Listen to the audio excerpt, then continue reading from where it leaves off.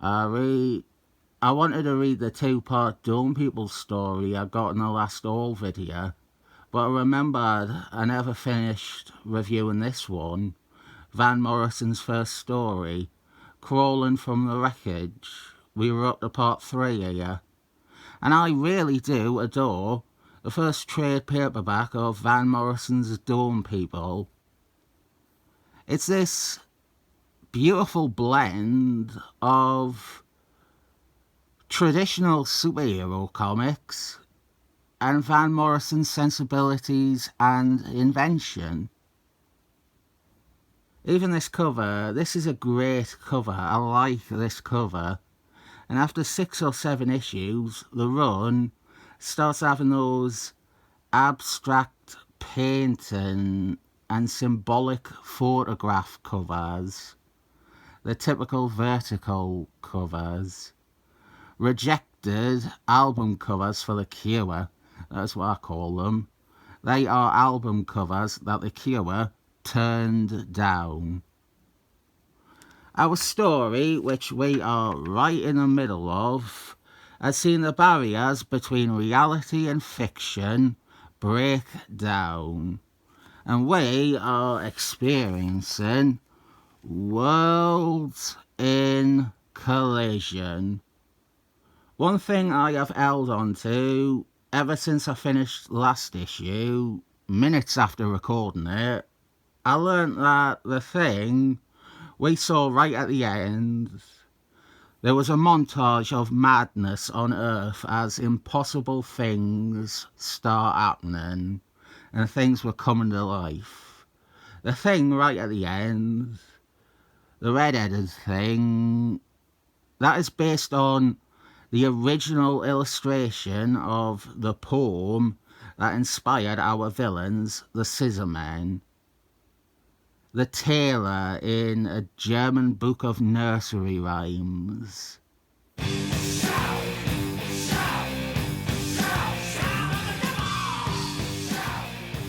Oh, hello, it is my comedy character, Cyborg Raging 15-year-olds. He came into my mind just now because he looks like the spitting image of that illustration, doesn't he? They could be twins. Is no my twin brother, no relation. I think the dumb petrol is walk anyway, and that wraps off the excellent white animal and the white monger. We have Robot Man and Painkiller Jane. They are running around trying to escape from the Scissormen. And what I love here is that Van Morrison plays it very simple. We have straightforward shit. We have fighting. We have chasers. We have this bit where we as readers get to see Painkiller Jane utilise one of her many alternate personalities to fight the attackers. This is the first time that we and Robot Man have seen one of these personas radically transform and alter Painkiller Jane physically. Something else about Van Morrison is that they have always had this very, I want to say unique writing style, in that there are dozens and dozens of writers who try so hard to have moments or parts of the script be what Van Morrison manages with almost every line in one of their good comics. The majority of Van Morrison dialogue or writing can be singled out and it still carries weight and feels majestic and more thought out than most other comics. I Drowned the Last Whale, There's Nothing I Can't Do. It's like nearly everything they have characters say at the right moments is meaningful and deeply planned out. fly. You really don't have to look far to see writers completely unable to do anything like Van Morrison. They will have these moments where Van Morrison has an exceptionally deft line and they will fall flat on their face trying to do that. Robot Man and Painkiller Jane escape and they meet up with the rest of the Dome People characters. There's not really a formal team now. The team officially broke up, but Professor X, Dr. Charles Xavier, he is trying to force the group back into existence. Part of that is that he has bought up the Justice League's as mountainside base.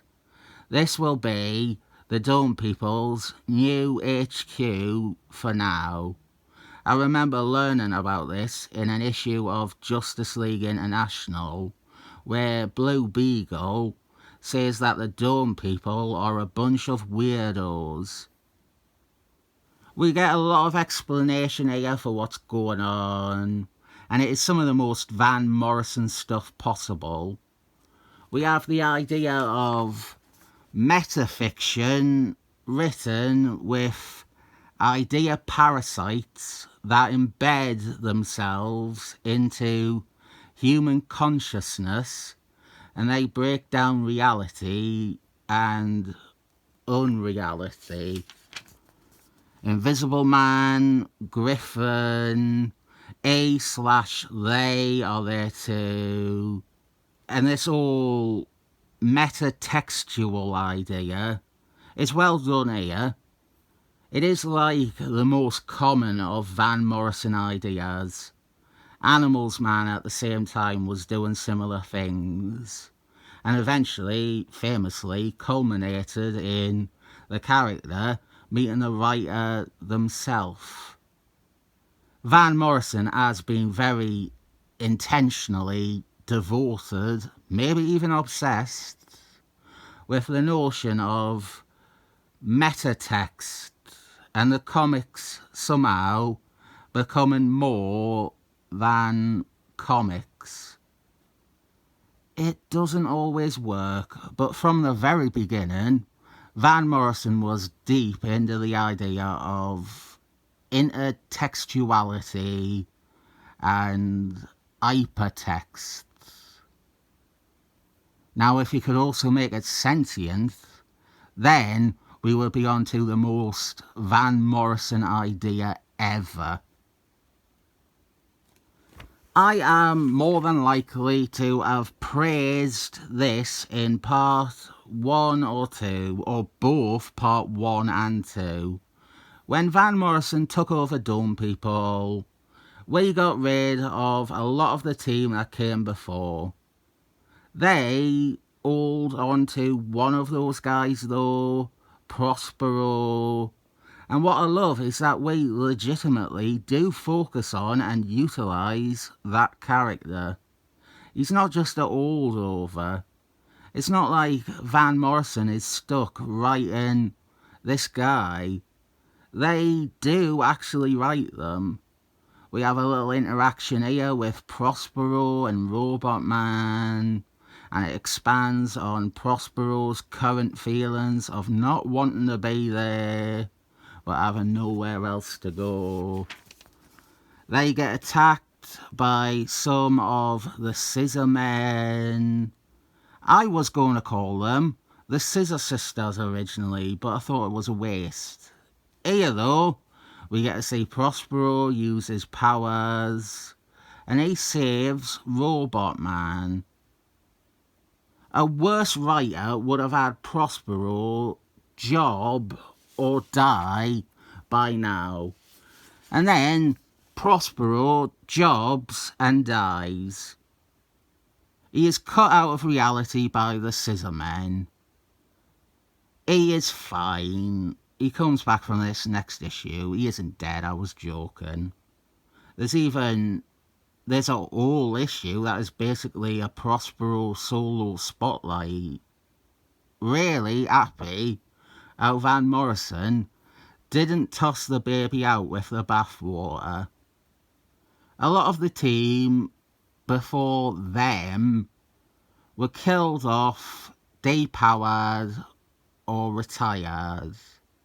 But this one guy we hold on to, and Van Morrison treats him with respect. I just wish we also held on to Invisible Woman. I like that character. I wish we weren't done with her. I think there's stuff Van Morrison could have done with that character. We end part 3 with our Dawn people, the new core trinity of Robot Man, Invisible Man, and Painkiller Jane, which is meant to reflect or be an update of the original team. The original team being Robot Man, Invisible Man, and Mrs. Incredible. They rush into fight with a Caesar's legion of Scissormen, and they are cut out too. To be continued. One part left after this. I just love how Van Morrison's first few are perfect. They are what I want from comics. They have the cleverness and wildness that Van Morrison is best known for, but they at the same time are willing to allow themselves to be, at times, basic superhero comics. You've got some tropes of the medium in there. There's cliches, straightforward action, classic superhero conflict and dilemma, simple setup and payoff. These Dawn people are essential because we have something that works on both fronts. You have a Dawn people comic, a very good Dawn people comic, and you also get to have a Van Morrison comic. The two types of comic work completely in unison, and it becomes some of Van Morrison's most accessible, but no less intelligent, work. I'll give it 7 thumbs up amidst the glazing.